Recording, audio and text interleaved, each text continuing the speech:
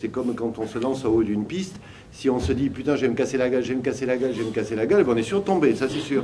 Et c'est la même chose quand on rentre en scène.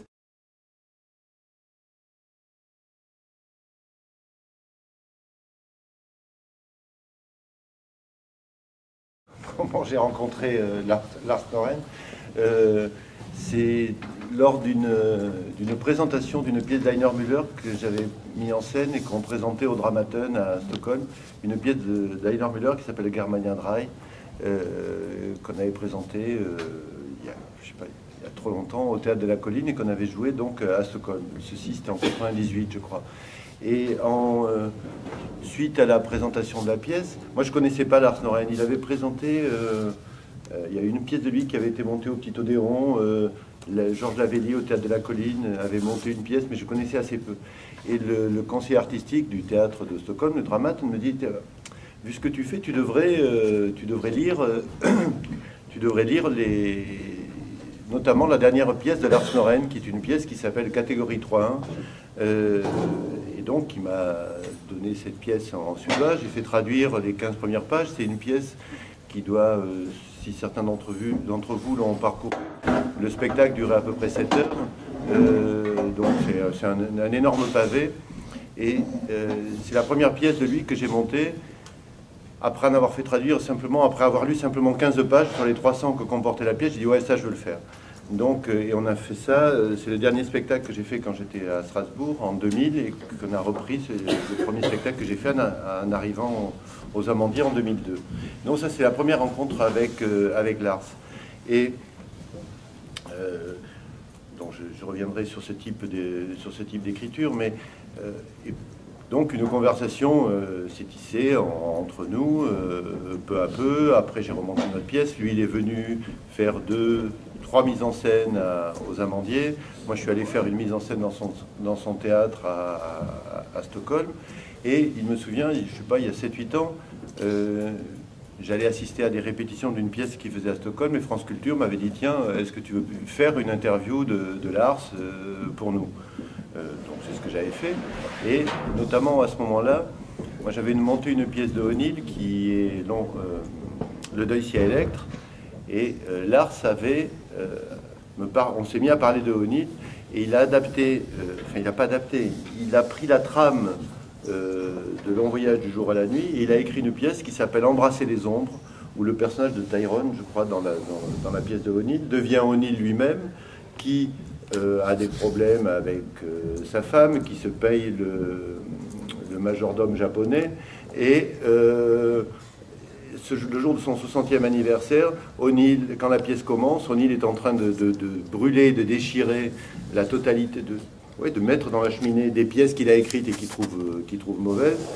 Quand arrivent ses deux fils, un qui est totalement alcoolo et l'autre héroïnomane. Bon, ça c'est le début de la pièce de Embrasser les ombres. Il se trouve que moi j'avais fait traduire cette pièce et que je n'ai pas voulu la monter. Bon, je dirais pourquoi. Après, parfois, on a des pièces qu'on a envie de faire et qu'à certains moments, on ne peut pas. Enfin, là, je me sentais dans l'impossibilité de le faire. Donc, j'avais donné à Joël Joanneau cette pièce qu'il a montée au Vieux Colombier donc, il y a 7-8 ans. Et donc, questionnant O'Neill là-dessus, sur la dimension autobiographique de son œuvre, je lui ai dit, tiens, c'est curieux, tu transposes la pièce de O'Neill, qui est une pièce autobiographique. Aurais-tu moins de courage qu'O'Neill? Je le charrie un peu comme ça, en lui disant, mais pourquoi tu y vas pas? Il me dit, si, j'ai fait une pièce qui s'appelle La nuit et mer du jour, mais je suis pas très content de la pièce, donc qui est la première version de Calme, d'une certaine façon. Et et en même temps, il se tourne vers une malle qui était derrière lui, comme ça, et il me dit, tu vois, dans cette malle, il y a au moins une vingtaine de pièces qui sont là, mais que j'ai pas sorties. Et c'était pas le cas de Cannes d'ailleurs, qui était sorti en Suède. Mais donc, il me montre cette malle en me disant, je sortirai ces pièces, je les donnerai à lire le jour où je serai sûr que ça ne fera plus de peine aux gens qui sont concernés par ces pièces. Bon. Et puis sur l'autobiographie, il bifurque. Et en fait, il y a 2 ans, il a envoyé à Amélie Wending, qui est l'assistante avec qui je travaille et que Lars a rencontré et avec laquelle il travaille également quand il vient faire des mises en scène en France, que ce soit à Nanterre ou ce qu'il a fait au Vieux Colombier. Et il envoie cette pièce à Amélie, calme, il dit tiens, ben, fais traduire ça pour Jean-Louis, je pense qu'il comprendra pourquoi, ça devrait l'intéresser. Donc pour moi, cette pièce, elle arrive après 3 autres mises en scène de Noren. Donc cette pièce, catégorie 3.1, qui est une pièce qui porte sur la réalité sociale de la Suède d'aujourd'hui, mais qui est, en gros, c'est une pièce qui pourrait se passer au Forum des Halles. C'est-à-dire que, bon, voilà, il n'y a pas vraiment d'histoire, c'est des gens qui se croisent. Ensuite, j'ai monté une autre pièce de lui, qui est un peu dans la même veine des pièces où il y a un ancrage social relativement fort, une pièce qui s'appelle Kliniken. Kliniken, ça se passe dans un hôpital de jour, donc il n'y a pas vraiment d'infirmiers psychiatriques, mais bon, c'est que des gens un peu fracassés par l'existence qui se retrouvent là, et bon, là non plus, il n'y a pas franchement d'histoire. C'est un lieu, et c'est le lieu qui détermine un espace de plusieurs fictions possibles. J'ai monté également une autre pièce qui s'appelle Détail, qui est une pièce sous forme de stationnel drama, comme ça, un peu, où on suit l'histoire de 2 couples. Et donc celle-là, la 4e, bon, voilà comment je l'ai... Et pour moi, c'était assez intéressant. Pourquoi je raconte ça, le fait que j'ai monté 3 autres pièces avant, c'est que, certes, c'est une pièce, mais fortement autobiographique. Même, bon, moi, si je m'en fous un peu. À partir du moment où on monte la pièce, je ne vais pas appeler Lars pour lui dire « Ouais, tu as vraiment eu ces rapports avec ton père, machin, de toute façon, on s'en fiche. » Mais, par contre, le fait d'avoir connaissance de son œuvre qu'on peut juger plus fictionnelle, même s'il faut voir ce qu'il en est, m'a aidé vraiment à me défaire justement de la biographie. C'est-à-dire que dans cette pièce qui est autobiographique, on retrouve les mêmes structures, les mêmes agencements de séquences, les mêmes façons d'écrire que sur ces autres pièces. Je prendrai un exemple, et ça m'a aidé donc à un moment donné dans la pièce, le personnage de John va vers sa mère et il lui dit t'écoutes de la musique, quelle est ta couleur préférée, qu'est-ce que t'écoutes, tout ça. Bon. Je pense que si j'avais pas monté les autres pièces, j'aurais pas compris pourquoi il lui posait ces questions. Or en fait, très précisément, c'est une obsession chez Noren, ça revient très souvent dans ces pièces où des personnages imaginent leur propre enterrement. Donc ça m'a paru évident tout de suite et que quand Noren pose ces questions à sa mère, c'est... la mère comprend, a priori, elle ne comprend pas pourquoi il lui pose ces questions, elle a l'air un peu éberluée en face, mais c'est... et ça, c'est bien parce que dans toutes ces autres pièces, à un moment donné, un des personnages imagine ses propres obsèques. Quelle musique il va mettre, voilà, c'est juste un exemple concret. Bon, j'arrête parce que sinon il n'y aura plus de questions.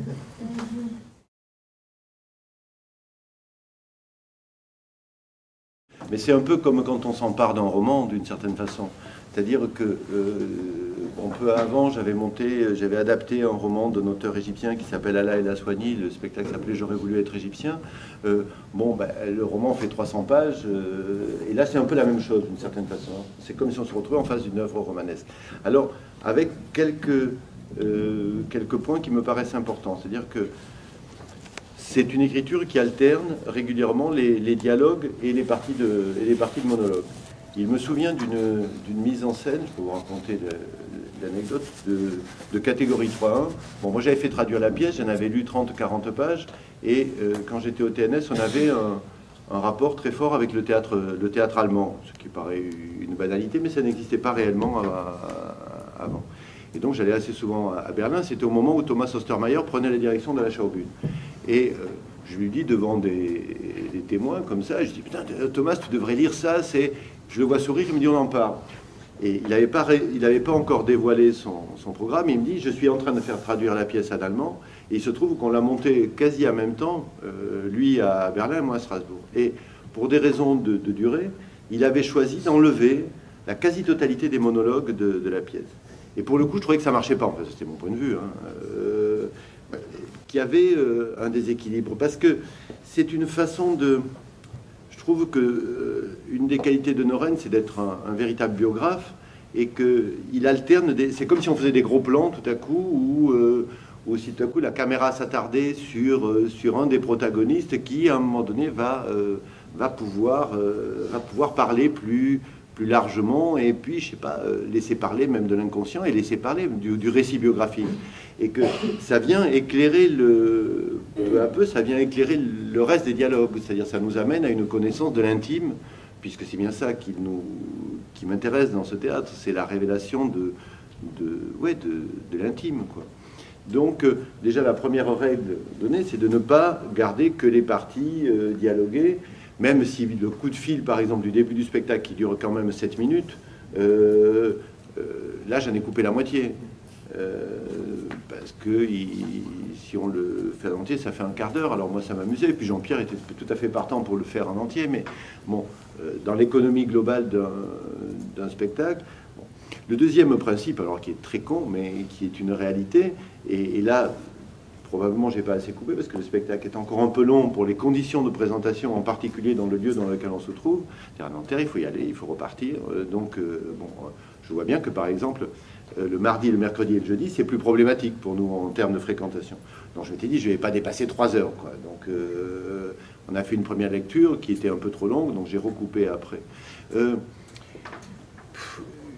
J'ai souvent remarqué dans ces pièces, et là j'ai un projet d'en monter une autre, pas tout de suite, et pas forcément à Nanterre, mais d'en monter une autre, que dans ces pièces, il dit une chose dans catégorie 3.1, il y a un des personnages qui parle de Dostoïevski, et je pense que c'est un peu pareil pour Norès, et il fait dire à ce personnage, ouais, Dostoïevski c'est assez intéressant, mais bon, il lui faut à peu près une centaine de pages pour se chauffer. Donc mais c'était un qui dit, ouais, j'arrive pas à lire Dostoïevski, c'est chiant, c'est long. Il dit, non, mais il lui faut une centaine de pages pour se chauffer, mais vas-y, continue, parce qu'après ça devient vraiment bien. Et Lars, il est un peu peut-être comme Dostoïevski, c'est-à-dire que je trouve que ses débuts de pièces sont parfois un peu longs à se mettre en œuvre. Donc ça, je sais. Et une deuxième caractéristique, c'est que je pense qu'il ne sait pas ou ne veut pas, je pense que c'est plutôt il ne veut pas finir ses pièces. Donc, en principe, sur le dernier tiers de la pièce, je sais que ça va commencer à cafouiller parce que il va produire plusieurs fins, il va... et du reste, ça pose une question. Peut-on finir une histoire? Les histoires se finissent-elles? Moi, je pense que non. Ça me gêne toujours de finir. Pourquoi on mettrait un point à quelque chose? On n'a pas de point dans nos vies, dans le réel. Il n'y a pas de point. Bon, les gens disent des expressions aussi stupides que on va refaire sa vie, par exemple. Je trouve ça complètement crétin. Oui, je trouve que l'histoire n'a pas de fin, si ce n'est quand on est dans la tombe. Bon, là, il y a peut-être, on peut dire stop, c'est terminé. Mais jusque-là, ça se finit pas. Et je pense qu'il est si je dis ça, c'est que c'est probablement sa vision de l'existence. Donc, les fins de pièces sont problématiques. Donc, je sais que sur la fin, on a beaucoup coupé, et peut-être pas assez encore dans ce spectacle-là, parce qu'au bout du compte, il y a quand même beaucoup de redites au bout d'un moment.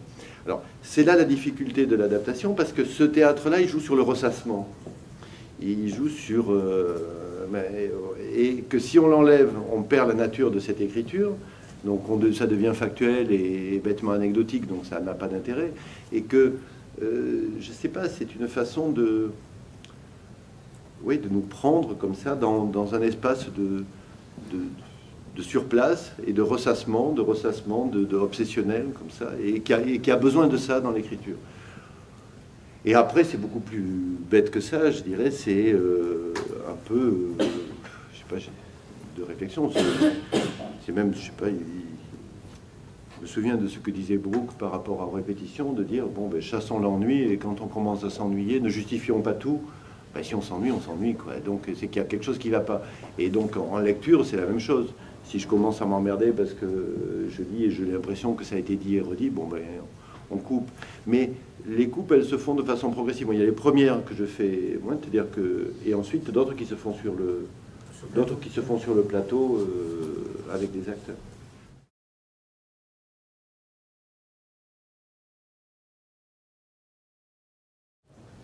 C'est une espèce de faux naturalisme chez Lars. Donc ce lieu, tel qu'il est décrit, déjà, quand vous dites fidèle à la pièce, c'est pas entièrement vrai, parce que, enfin, en plus, je sais pas ce que ça veut dire, mais en tout cas, c'est d'essayer de dire jeu avec les mots de quelqu'un d'autre et de rendre cet espace sensible. Mais l'espace de l'hôtel dans lequel vit Norén et ce qu'il décrit, c'est une espèce de chose très confinée, n'a pas cette ampleur qu'il peut y avoir là. Donc ce côté un peu monumental comme ça de cette grande salle de restaurant vide. D'ailleurs, au départ, je souhaitais, puis bon, on a changé, qu'il n'y ait pas de décor. qu'il n'y ait qu'une installation avec tout le plateau, qui est quand même assez immense, là on n'en voit qu'une partie, tout le plateau qui soit couvert de tables, un peu une installation à la Boltanski comme ça, et où les personnages auraient été perdus là-dedans, et basta. Simplement que je pense que la pièce se joue, et un peu comme chez Ibsen, il y a toujours une figure de verticalité. Enfin, dans le théâtre de Ibsen, ça me paraît évident, et pas simplement dans Holness le constructeur, hein, mais dans toutes les pièces. Et là, on le voit très clairement. Il y a la cave et il y a les étages. Hein, où, en gros, on a la mère qui est dans les étages, essentiellement, la mère qui est dans les étages, et le père qui est à la cave. Et que cette verticalité me semblait nécessaire. Alors après, on a essayé de façon plus conceptuelle de dire on va mettre qu'un escalier et une cave. Quoi. Mais bon, ça fonctionnait pas complètement. Pourquoi cet écart entre les deux parties? C'est-à-dire que vous parliez du symbolisme, ça pourrait... Je ne sais pas si on rentre dans l'espace symbolique, je ne me suis pas posé cette question, mais en tout cas, je trouve que son théâtre pose les mêmes questions que le théâtre d'Ibsen. C'est-à-dire comment on a ce frottement entre le réel et le poétique, entre guillemets, le symbolique, si vous voulez, mais je préfère le mot l'ouverture à l'imaginaire que... comment on décroche du réel, si vous voulez. Et je crois qu'on a ça dans le théâtre d'Ibsen de façon assez forte. Je pense en particulier à sa dernière pièce, que je vous invite à lire, qui est un peu sinistre, mais qui s'appelle « Quand nous nous réveillerons d'entre les morts », et qui aussi propose ces figures d'ascension. Je crois qu'à un moment donné dans ce texte, il m'est apparu qu'on sortait de l'espace, c'est-à-dire qu'il nous redonne une tranche de vie familiale, un peu longue, et ensuite on rentre dans l'espace littéraire, c'est-à-dire que dans le je me souviens, c'est-à-dire que c'est l'auteur qui se constitue. C'est pour ça aussi que je pense que cette pièce n'est pas totalement morbide, c'est-à-dire qu'à la mort de la famille fait contrepoint la naissance de l'auteur, si vous voulez, et la naissance de l'écrivain. Donc il ne vit que accompagné de ses ombres, qui est une figure inverse à celle que décrit Noren quand il parle de l'écriture de ses pièces. Il dit au départ, je suis avec ma feuille de papier, avec sa machine à écrire, je pourrais vous raconter des anecdotes là-dessus, savoir que, bon, je fais des digressions, hein, à savoir qu'il tape sur un type de machine à écrire, et il y a une dizaine d'années, il a appris que la marque je ne sais plus quelle est la marque de ces machines à écrire, allait arrêter la fabrication. Il était dans un magasin, il en a acheté 20. Donc il me dit là, je suis tranquille, et pareil pour le papier. Donc dans l'appart où j'étais allé le voir, là, il a déménagé, mais il avait, je sais pas, une ramette de papier, des ramettes de papier qui devaient faire, je sais pas, il devait faire 1 mètre de haut. Il avait sa machine à écrire, et puis il ne veut taper que sur ce type de machine à écrire. Bon, alors du coup, j'en ai perdu le fil. Sur la fin de la pièce, je vais garder que quelques échos, à tel point que je me demande même si j'en ai pas gardé trop encore. Parce que, bon, après tout, l'alcoolisme du père, on le sait, mais c'est toute la deuxième partie du théâtre, du spectacle, au bout du compte, ce serait des réminiscences de la première partie, si vous voulez. Et alors, voilà, on a senti ce point de rupture à ce moment-là, mais on aurait pu arrêter la pièce presque au faux suicide, enfin non, à la vraie tentative de suicide, mais qui n'aboutit pas du fils, en fait. Je pense qu'on aurait... Voilà, il y avait une fin possible. On pouvait l'arrêter quand l'immeuble disparaît et que la mère se bat. Je ne sais plus... C'est-à-dire que, au bout d'un moment, la représentation telle qu'elle était dans la première partie pour moi, ne fonctionnait plus, quoi. C'est-à-dire que le pseudo-réalisme s'épuisait, quoi.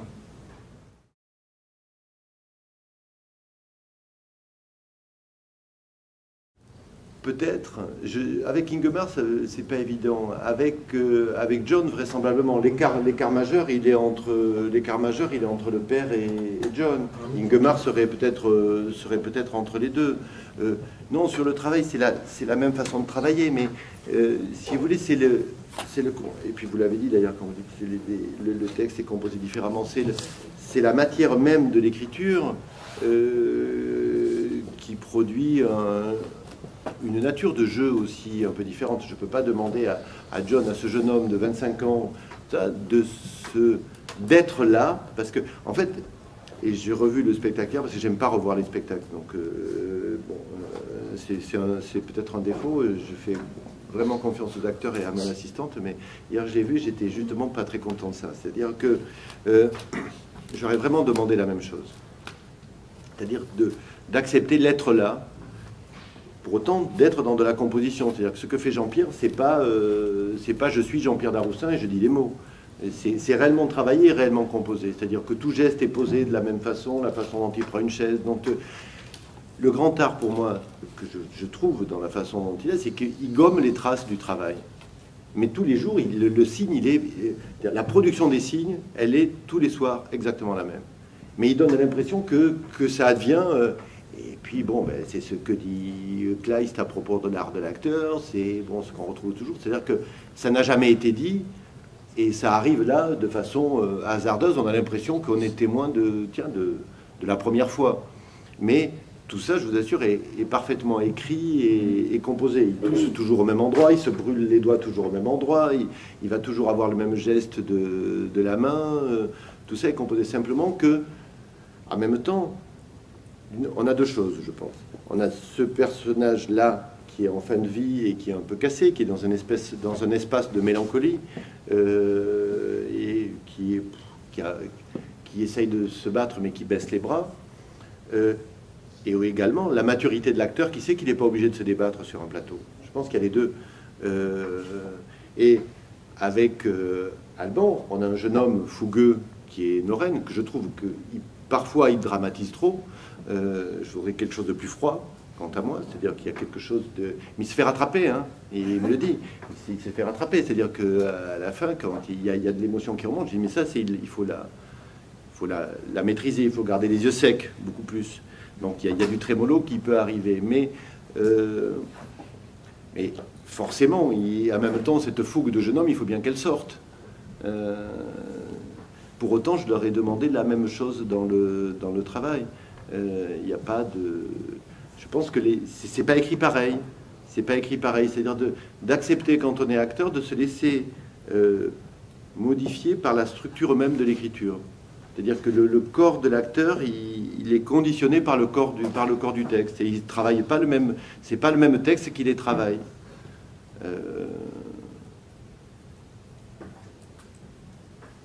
Et donc, voilà, moi j'ai envie de travailler avec le corps des acteurs que je choisis, oui, cette matière brute de poser le corps de l'acteur là avec ce qu'il est, quoi. Et il y aurait d'autres acteurs, il y aurait un autre spectacle. Donc, mais pour autant, s'il y a des écarts, c'est pas moi qui les ai cherchés. Je pense qu'ils sont induits par l'écriture. Il y a cette phrase que peut-être j'ai déjà dit, tout ça, qu'avait prononcé une fois Philippe Clévenot quand il rencontrait des élèves du TNS, que je trouve très belle.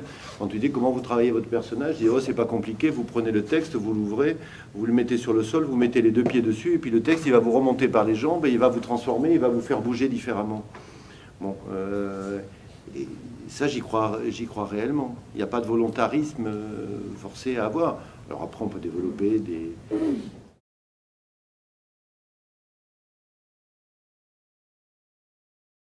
Jean-Pierre est vraiment un homme de théâtre. C'est-à-dire qu'il a fait, comme jeune acteur, il a fait le conservatoire. Et pendant 10 ans, il a été permanent d'une troupe qui s'appelait le Chapeau Rouge, avec un metteur en scène qui continuait à travailler, qui s'appelait Pierre Pradinas, dans laquelle il y avait Yann Colette, dans laquelle il y avait Catherine Fro. Qui est-ce qu'il y avait encore comme jeune acteur? Il y avait Philippe Duclos qui était... Non, pas Philippe Duclos. Jean-Luc Porras. Jean-Luc Porras peut-être un peu à la fin, mais c'était surtout les piliers, c'était Catherine Fro, Yann Colette et Jean-Pierre Daroussin. C'était les trois. Donc il a fait pendant 10 ans un travail de troupe. Et je l'ai vu d'entrée quand il est rentré sur le plateau, quoi. C'est-à-dire que il est chez lui. Et peut-être ce que lui a appris, je pense, ce que lui a appris le cinéma, c'est que on n'est pas obligé de tout lâcher et que tout se voit. Donc il fait que... Et puis bon, c'est la maturité aussi de l'acteur, c'est qu'il sait qu'il se fait confiance. Enfin, je sais pas quels sont ceux d'entre vous qui jouent, mais on le sait très bien que quand on rentre en scène, la chose déterminante, c'est la confiance que l'on peut avoir en soi. moi j'emploie souvent une métaphore un peu bébête, mais pour ceux qui font du ski, c'est-à-dire que c'est comme quand on se lance en haut d'une piste, si on se dit putain je vais me casser la gueule, je vais me casser la gueule, je vais me casser la gueule, ben, on est sûr de tomber, ça c'est sûr. Et c'est la même chose quand on rentre en scène, c'est-à-dire que il faut être plein de ça, c'est pas forcément de l'arrogance ou de la bêtise, mais être dans ce rapport de bien-être par rapport à soi-même. Et ce qu'un parcours artistique peut arriver à donner à un acteur, ce qui est le cas de Jean-Pierre.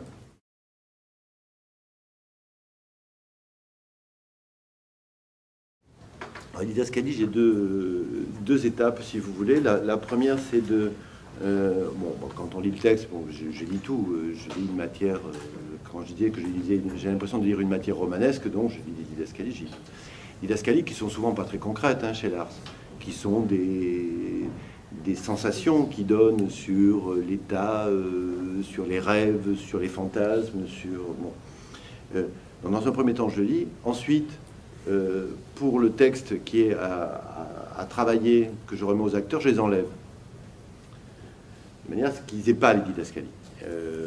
Mais, pour autant, ça ne veut pas dire que ce soit la négation de didascalie, c'est pour qu'on cherche, comme ça, dans la matière brute du texte.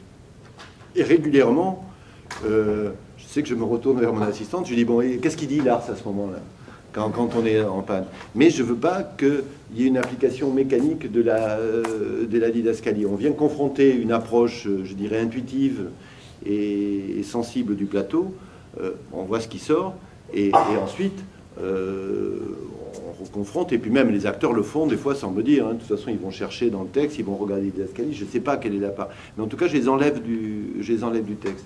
Alors pourquoi ça renvoie à ce que je disais sur l'écriture, pourquoi ramener des didascalies, c'est que à un moment donné j'ai eu envie d'en mettre plus que ça. Mais là il me semblait que c'était ce moment de... Comment dire que... Ça a aidé à la mise à distance, ça a aidé à sortir du drame d'une certaine façon, de le mettre à ce moment-là, même si on la met dans l'ascenseur qui peut évoquer un cercueil tout de même, mais ça nous rappelle, je ne suis pas en phase terminale du cancer, je suis une actrice qui joue quelqu'un qui est en phase terminale du cancer, et en même temps, je montre le théâtre en train de se faire, c'est-à-dire comment, en plus ça vient à la reprise après l'entracte, dire comment, pour moi l'idée c'est, mais on ne l'a pas poussé au bout, c'est comment, presque dans sa loge, l'actrice relit des témoignages et des documents sur son personnage avant de reprendre possession du rôle, si vous voulez. C'était l'ascenseur, il a presque cette fonction de loge comme ça. C'est d'ailleurs, je lui avais mis pour répéter, j'avais découpé une page du texte, j'avais pris un scotch et j'avais mis dans l'ascenseur. J'ai dit t'as pas à l'apprendre, ce texte t'as qu'à le lire. Bon, au bout de 20 représentations, elle le sait par cœur, mais n'empêche que c'était ça, l'indication de jeu, c'était ça. C'était n'apprends pas, tu le lis de façon réflexive et montre toute la distance qu'il y a entre ce que tu lis et toi-même. Donc c'est presque une rêverie sur le personnage, d'une certaine façon.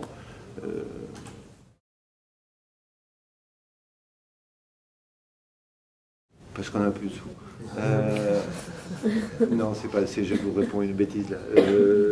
C'est vrai aussi. C'est vrai aussi. Hein? Ça compte aussi. Ça compte aussi. Non, non, mais ça compte aussi. Non, c'est pas que ça. Mais notamment, il y a un type qui est. En plus, là, c'était possible.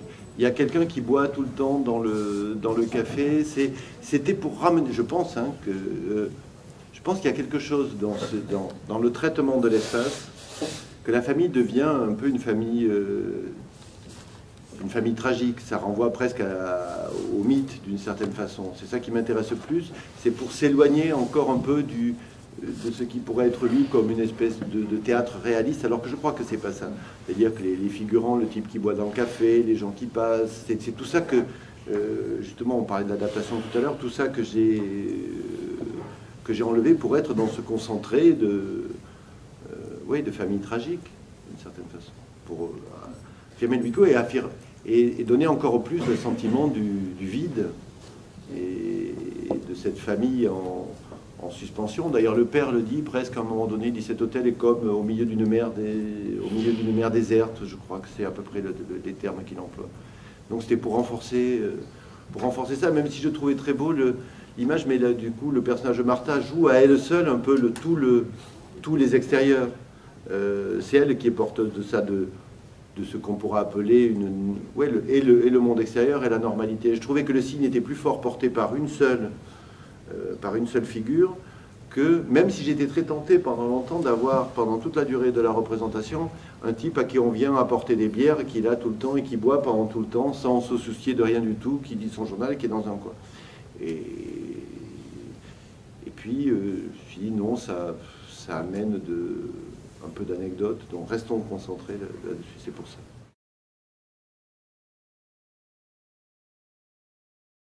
On ne sait jamais trop en Suède si on est face à un étang, à une mer ou un lac. Mais eux, ils disent que c'est la mer, mais moi, je ne les crois pas. Alors, j'ai commencé par la fin de votre question, sans y répondre peut-être. Dire que le rapport du théâtre de Noren à Tchekhov est très important. D'ailleurs, il a fait une mise en scène de la Mouette qui était absolument remarquable. Et c'est toujours présent. Moi, j'évoquais presque un certain nombre de fois, par rapport à cette pièce, à Calme, j'évoquais la cerisée aussi, ça m'évoque ça, c'est-à-dire que c'est la décomposition et la fin de... la fin de l'entreprise familiale. Donc, pourquoi la mer? C'est peut-être des souvenirs personnels que nous avons, et le scénographe et moi, de nos séjours en Suède. Quand j'étais allé monter une pièce au théâtre de Noren, j'ai proposé il voulait que je propose une pièce d'un auteur contemporain français. Donc j'avais donné 3 textes, un texte de Laurent Godet, un texte d'Aziz Chouaki, et en fait, ce qu'il a voulu que je montre, c'est un texte d'Aziz Chouaki qui raconte... Pourquoi je fais cette digression? Mais tant pis. Qui raconte l'histoire de 3 jeunes Algériens dans les années 92-95, au moment de la montée de l'islamisme en Algérie. Et l'art, ça a vraiment voulu que je montre ça. Je dis, mais attends, les Suédois, ils en ont rien à foutre. Il me dit, c'est pas vrai, parce que bon, lui lisait le texte autrement. Il me dit, écoute, c'est décontextualisé, mais ce que révèle le texte de Chouaki, c'est le désarroi de tous ces jeunes gens qui sont super diplômés, qui n'ont pas de boulot.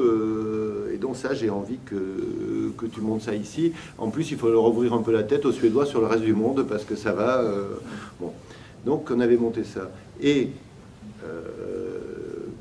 passant 2 mois à Stockholm, je vous raconte ça parce que je vais revenir à la mer. Passant 2 mois à Stockholm, je me suis dit, oh, je ne vais pas rester dans le centre de Stockholm. Bon, quand on en a fait le tour, ça va. J'aurais dit, écoutez, moi je me loue une bagnole et trouvez-moi une baraque un peu loin, mais au bord de la mer. Moi, l'idée, le bord de la mer. Bon, voilà.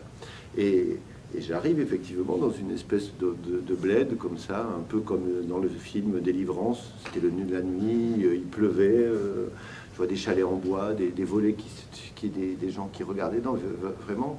Et je dis, putain, mais il n'y a pas la mer, là. Je cherchais un truc. Et en fait, si, au réveil le matin, j'ai vu, il y avait une espèce de bras de mer, puisque c'est tout le tour de Stockholm et comme ça. Et en fait, c'était très agréable au bout de quelques temps de se balader au bord de ce machin-là. Le scénographe, pareil, est allé travailler avec Noren sur un autre spectacle, sur l'île dans laquelle il travaille. Et il nous est apparu, je ne sais pas pourquoi, je ne sais pas si c'est dans le texte ou pas, hein, pour le coup, quand on a travaillé, que cet hôtel était quelque part au bord de la mer. D'ailleurs, ils le disent dans le texte, puisqu'ils disent on va se baigner, mais on va à Bedding. Mais ils prennent la bagnole. Donc, on a tout lieu de penser que c'est pas au bord de la mer. Et puis après, c'est pour des raisons purement graphiques. Hein. C'est pour... essayer dans je pense, de jouer un peu en contrepoint de l'enfermement c'est purement plastique, de l'enfermement de l'hôtel, de donner une respiration avec cette mer-là, et à la fin, si vous voulez, donc quand le décor disparaît, bon, ça joue comme une toile peinte, ça joue comme un espace, on est purement dans ça renvoie à la question de tout à l'heure, on est purement dans l'imaginaire, et il me semble que ça marchait. Mais il n'y a pas d'autre raison.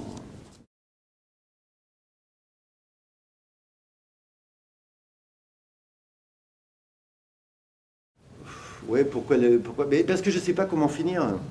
Ce que je sais pas, non mais franchement, hein, c'est pas, je ne dépose pas, je sais pas comment finir. Il faut, pour moi, ils sont 4. Effectivement, on peut choisir normalement, en toute rigueur, il faudrait finir sur le fils.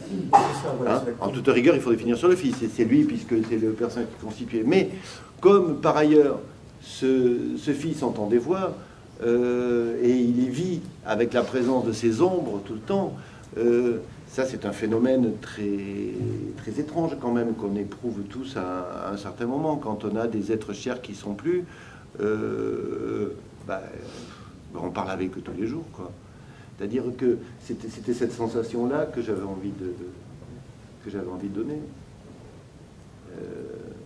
Sachant que, oui, on vit avec, et quand il dit à un moment donné, quand il les prend comme ça, quand il dit « vous m'avez offert la plus belle des bibliothèques », et je n'ai pas besoin de dire, et tout ça, et oui, c'est la matière, et je crois réellement que la matière même de toute œuvre littéraire, en tout cas, mais pas que littéraire, théâtral, c'est pareil, c'est creuser dans ses rapports à l'enfance, quoi. Et qu'on vit tous avec ça, et qu'on peut faire ce qu'on veut, on l'a jusqu'à la fin, quoi. C'est un peu ça que m'évoque la fin de la pièce. Mais c'est vrai qu'en toute rigueur dramaturgique, il faudrait finir sur les paroles du fils.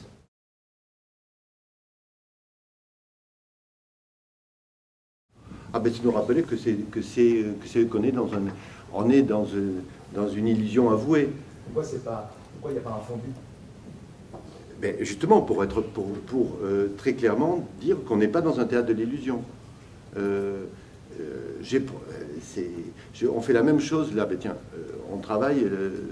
Prendre un autre exemple concret, mais je pense que ça répond à la question.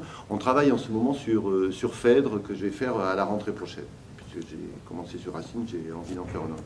Et on a par exemple à un moment donné, d'un côté, on va le faire en bifrontal, bon, d'un côté on a un paysage et une toile. Soit on choisit que cette toile-là soit légèrement décalée, qu'elle soit recadrée par des pendrillons ou par un cadre en bois, et on affirme le paysage donc comme un paysage dans une boîte, et donc on affirme l'illusion. Donc on est dans ce théâtre, oui, de l'illusion, où on nous dit, on va faire comme si, soit au contraire, on voit une perche qui est accrochée au cintre, et on voit la toile qui est posée, qui est avouée comme toile. C'est-à-dire que, et là c'est la même chose pour ce décor-là, c'est presque comme si, ce que je disais tout à l'heure, presque comme si on mettait une maquette. C'est-à-dire que, en gros, il me semble, et peut-être que je me trompe, hein, mais j'ai besoin de ça pour jouer, pour figurer l'histoire, mais en même temps, c'est comme un décor de studio de Cinoche, c'est-à-dire qu'on est témoin on ne nous laisse pas à penser que le plateau, c'est ce que vous dites d'ailleurs, on ne laisse pas à penser que le plateau est réellement cet hôtel. Non, on est dans un endroit, c'est un outil, c'est un accessoire. Le décor, ça devient un accessoire. Ça devient un espace qui va contenir les corps des acteurs, c'est un accessoire, et effectivement, c'est massif. Ouais.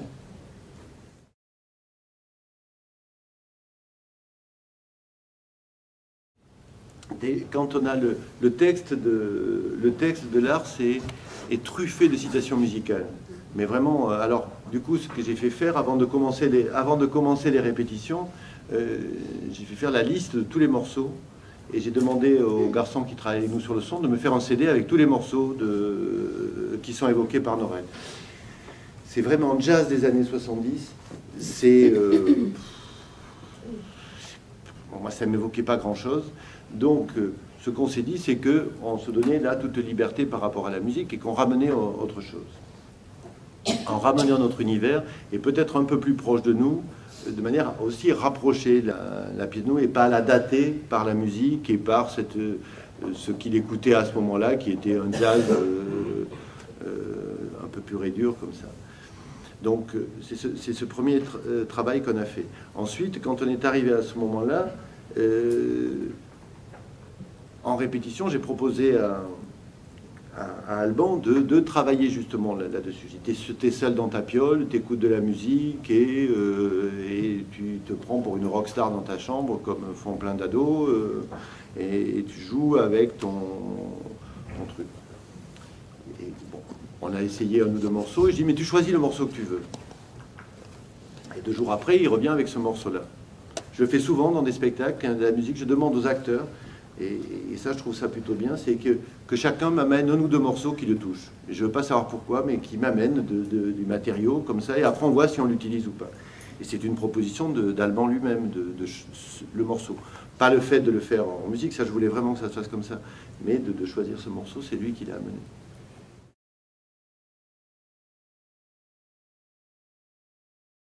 Christian Bier vient chaque fois nous parler pendant 1 jour ou 2, de temps en temps.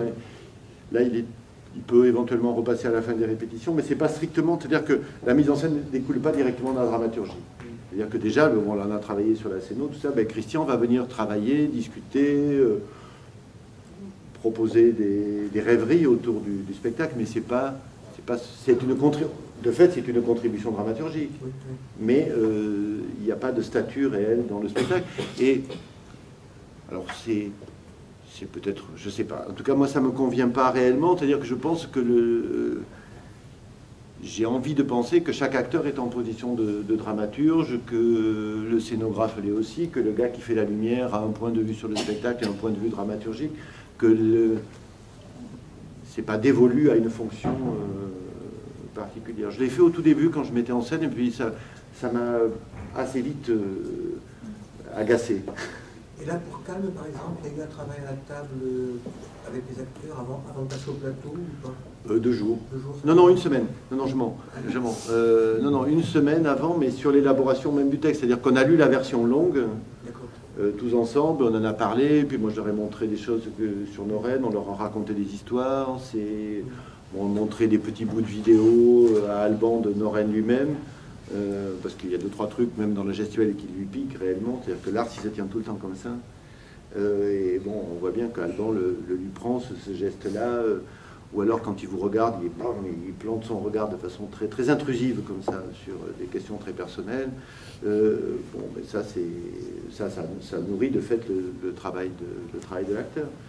Mais voilà, non, il n'y a pas de... Je préfère m'arrêter des fois dans les répétitions, de dire allez, on va prendre 1 heure ou 2 et on va parler, que le préalable. Alors,